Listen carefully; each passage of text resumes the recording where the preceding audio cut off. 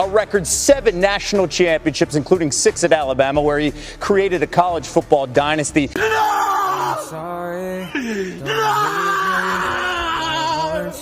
What's up, guys? Welcome back to the channel. It's a sad day in college football right now. It is a sad day.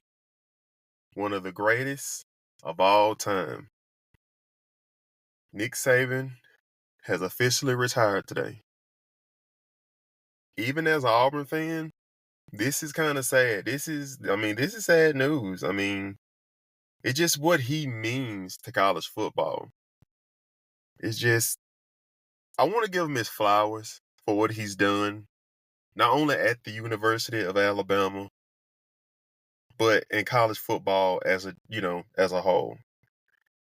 When I was just on the phone, just going through things, and then I just got a notification from ESPN saying, Nick. I just saw the word Nick, and I'm like, okay, well, did the Eagles just fire their head coach or something? Because it's nowhere on my mind. I'm just thinking like, oh, Nick Saban retired. But when I just clicked on the notification, it said Nick Saban has retired. My mouth completely dropped. I couldn't believe it. I'm like, what? After how the season went, especially like how it started for him, for Alabama and the team, you kind of like, okay, we see the end. And you can be, like I said, I'm an Auburn fan. Even we seen the writing on the walls after, how the season started. And if you are an Alabama fan, I'm pretty sure you saw it too. You saw the writing on the wall and like, yeah, it's the end is near for him to call it a career. But with how he turned the season around and he got his team to the conference championship, then they're SEC champions, and then got that team to the playoffs, and they only lost by 7 points, but you kind of had that mindset, okay, they're trending in the right direction, even though we see the writing on the wall, maybe he can squeeze out a championship, in the next few years. But me personally, I was giving it, the next 3 to 5 years for, until he retired. I was not expecting now, after, the committee said they're doing a 12 playoff system and Alabama is a lock every year. No matter what, they're going to be a lock every year. But yeah, it's shocking. It's a shock to the college football world, shock to Alabama fans, shock to just everybody. And he's one of the greatest college football coaches ever. In my opinion, he's one of the, not the greatest, but one of the greatest football coaches of all time. You have to put him in that category because what he's done over his years of just coaching in general, but especially what he's done in college.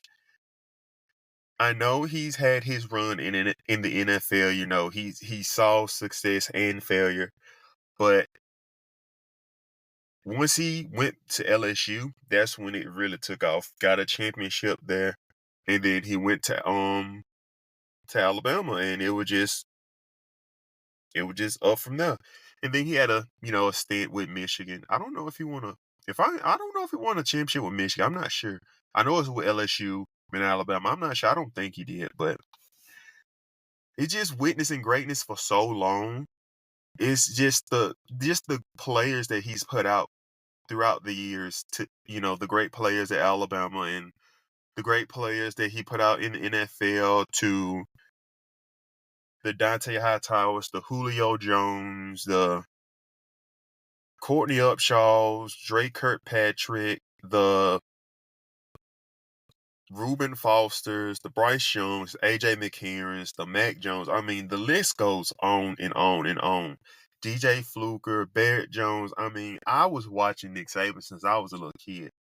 I was an Auburn fan then. Like I said, I'm still an Auburn fan now, but I've been watching Nick Saban for years. It's like when you see greatness like that for so long, you just, in your head, you just think it's gonna last forever. When realistically, it's not.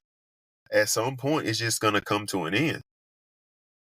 And from the players that he's put out. And not only that, it's like what people need to understand is like he's put out a lot of great coaches as well, from Kirby Smart to Jim McElwain. I mean, the list just goes on. And not only the coaches he's put out, but also the coaches' careers he helped revive. I mean, Steve Sarkisian, he came there for a stint. Lane Kiffin came there for a stint. Charlie Strong is still there. I mean, the list just goes on. This man has done a lot for a lot of people, not only players and coaches. I mean, 7 championships in college. I mean, it's going to be a while before we see another dominance from a coach like this. I mean, this was decades. I mean, it's just so mind blowing just seeing this. It's shocking. It's very, very shocking. But huh, it's shocking. I mean, I don't even know what to say. Just seeing it just shook me. But as far as candidates for the job, I mean, you have your candidates that everybody's just naming, but here's the ones that I think that will make a perfect fit for Alabama. And number one on the list, everybody should obviously know, is gonna be Dabo. Dabo should be the number one guy going into, as far as like interviewing for that job. He's played there at Alabama. I mean, what more can you get? He's homegrown. He's went off to Clemson and won championships, also put out great players in the NFL and also coached a lot of great players there as well. But he's played there. I mean, he knows what the expectation is as far as championship caliber. He should automatically be number one on the list. And, things have been rocking for him at Clemson the last season and this season and stuff like that. But especially how his interviews and stuff been going, it's kind of, you can kind of see the writing on the wall there too. It's like both sides it just may come to an end at some point, but who knows with that Clemson situation. But I feel like he should be number one on the list. Number two, I think it should be Lane Kiffin. I just feel like Lane is just staying at Ole Miss for this moment right here. Even when the media was bashing Nick Saban, oh, he's getting too old. Oh, he's just not up with the times and things like that. Lane came to his defense numerous times in interviews, press conferences, social media. He took up for him. And when I saw that, I'm like, yeah, Lane's doing this because he wants to be first in line to get first dibs at that coaching job. But also, he's been building a powerhouse at Ole Miss. I mean, it's going to be hard for him to just kind of like just pull from them. I mean, I think he just signed an extension last season, if I'm not mistaken. But I mean, he gets the opportunity to coach Alabama. I mean, what coach wouldn't just break that contract and like, screw it, I'll pay whatever money I got to pay. I'm going to Tuscaloosa where it's a blueprint to success. So Lane is going to be number two. Number three on my list, I'll say not. I was going to put Kirby on that list, but Kirby has already found his footing in Georgia and got that program like as a powerhouse as well. And also he's getting like his name is being thrown around in the NFL for the Falcons job. So I don't think he would go anywhere unless if it is somewhere it's the NFL. But that's just, you just don't know with Kirby right now. Like I said, I will put him third, but I feel like he would stay at Georgia. I feel like he'll stay. He's played at Georgia, even though he was coached under Saban for many, many years. To be honest, he was supposed to be Nick Saban's successor. But, I mean, when you're coaching like that, putting out defensive players and having the number one ranked defense for so long, I mean, somebody's going to come and snatch you up. But I wouldn't put him number three. My third guy will probably be Dan Lanning. I mean, what he's done at Oregon is pretty good. I mean, he almost got them to the playoff numerous times. Well, I won't say numerous times, but he almost got them this year, but he just couldn't get past the hump of Washington. But now that one needs to be the one everybody needs to just watch. If anybody who has a chance, it's probably going to be Dan Lanning. He coached at Georgia. He coached defense. He was a defense coordinator before he took the Oregon job. So I think that one needs to be the one you put an asterisk by. I think that one could possibly happen. And my fourth guy, call me crazy. Alabama fans, call me crazy all you want, but just listen to me. Hear me out. My fourth guy is Urban Myers. Outside of Nick Saban, I feel like the person who constantly just gave him headaches, it has to be Urban Myers. Urban is the type of coach that he will come in and just instantly win. He will just instantly win. Everywhere he's went, he succeeded outside of the NFL. We're not talking about the NFL, we're talking about college. Everywhere he's went, he's won. I think he coached at Toledo. That's what his first coaching job was, if I'm not mistaken. I'm not sure. Or Miami of Ohio or something like that. He won there. He went to Utah and won. Went to Florida and won. Took time off. Went to Ohio State and won. I mean, the dude is just a bona fide winner everywhere he's gone. So I feel like that Urban Myers one should be another one you put an asterisk by. Dan Lanning and Urban Myers. I mean, those two are the main ones that you should realistically have a chance at. Or if you Alabama fans should just kind of like just take a look at. But it's gonna be a tough interviewing process for the University of Alabama because they literally they have every coach to their disposal right now. I mean, what coach in America would not want, even some NFL coaches, I mean, they got to look at this too. I mean, you got NFL coaches getting fired this week, from like Pete Carroll to the Tennessee coach, Bill Belichick. He may end up just leaving, not get fired, but just parting ways.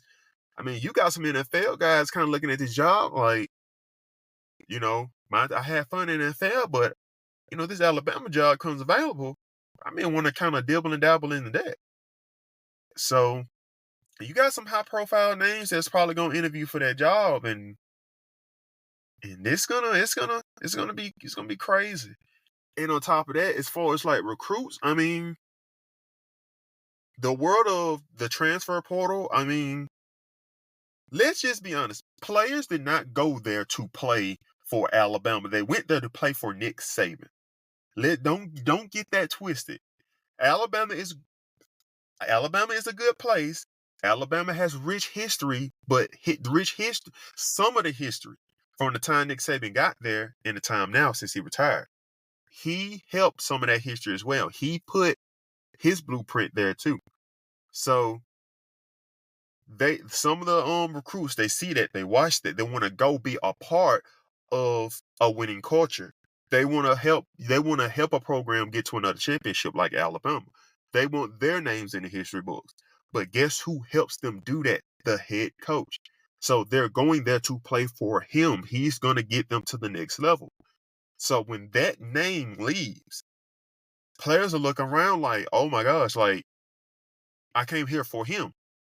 And nowadays in recruiting, even back, in recruiting in general, it's all about the relationship with your coach. They want security.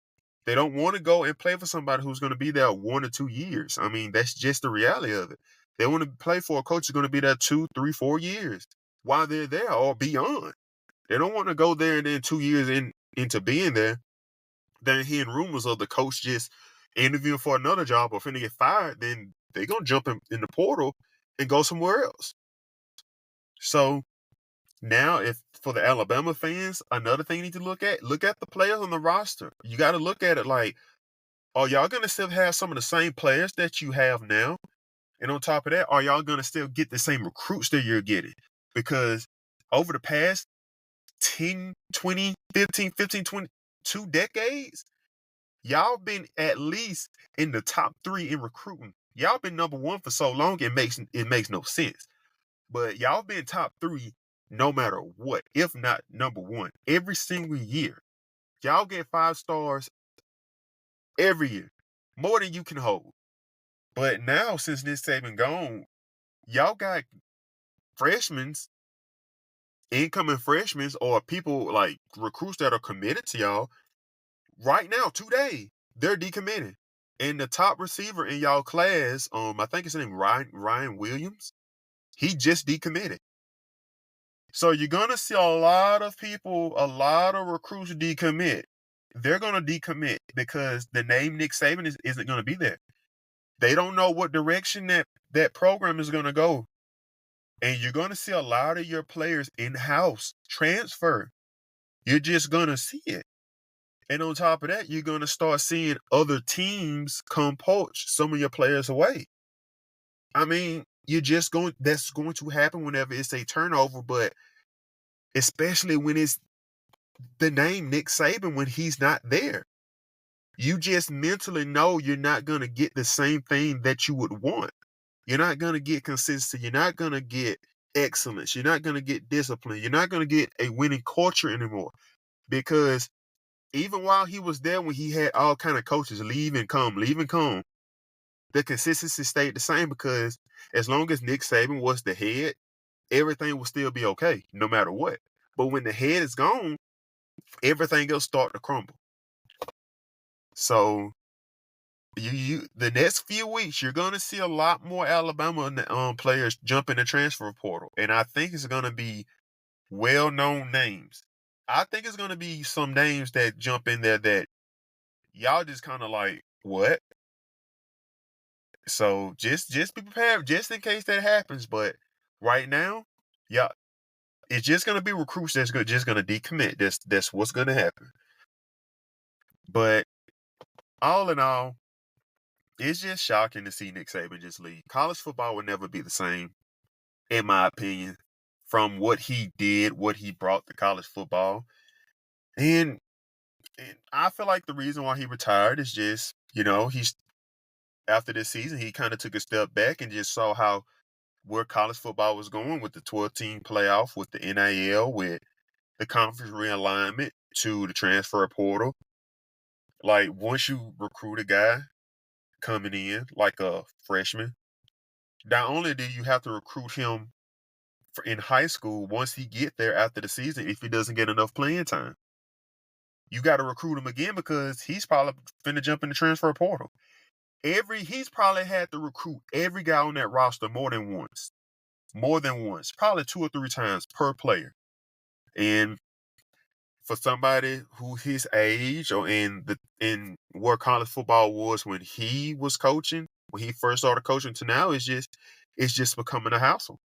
It's becoming a hassle with the transfer portal windows and then the recruiting windows and NIL and the players coming to the coaches demanding money when the coaches have nothing to do with the NIL. It's them. They have to do it. But the coaches, they set up things for the players to get NIL, but directly the coaches can't just say, here's the money. This ain't the NFL. This is college football.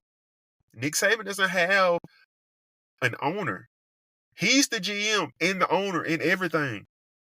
But he don't distribute money. All he do is distribute scholarships. That's all he can do. And so it's just crazy. And college football is going to a place where it's not going to be the same especially with the conference alignment. I mean, Texas and Oklahoma coming to the SEC, and it's just crazy. But all in all, my hat's off to Nick Saban. I'm giving him his flowers. One of the greatest ever. I mean, just the dominance, just excellence, dominance, championships, all the great players that I've watched throughout the years that he's put out. I mean, my goodness, how can't you just you can be a fan of any team. Auburn, LSU, Tennessee, Michigan, Oklahoma, Ohio State, any team, it doesn't matter. But you just have to just kind of like take your hat off to him and like just say thank you. Thank you for what you've done for college football, what you meant for college football through all these years.